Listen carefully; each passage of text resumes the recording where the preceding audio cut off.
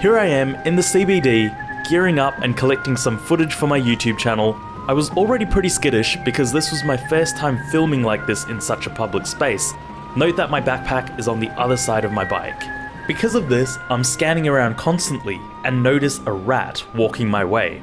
I assumed he'd just be crossing the road like any normal person would be.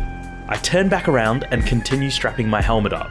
Now, I didn't get to see this until I reviewed the footage, but the moment I turned my back on him, he starts walking directly towards the bike and locks his eyes onto my bag, and then onto me to make sure I don't turn around. Notice how he takes his hands out of his pockets getting ready to swipe my possessions.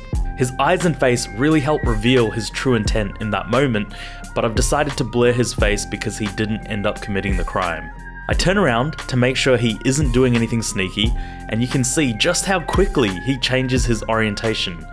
I pick up on his motives straight away and mirror his direction, completely prepared to give chase in full riding gear. You can't really tell, but I'm holding eye contact with him this entire time, and I even say something like "G'day mate" to let him know I've fully clocked him and am ready to boogie if need be. He mumbles something at me and then continues on his merry way. The thing is, he could easily have gotten away with this if he grabbed my bag. Some people just suck. But the great thing is, I learnt my lesson without losing my laptop, my headphones, my shoes, and all the camera equipment that was in that bag. Y'all stay safe out there.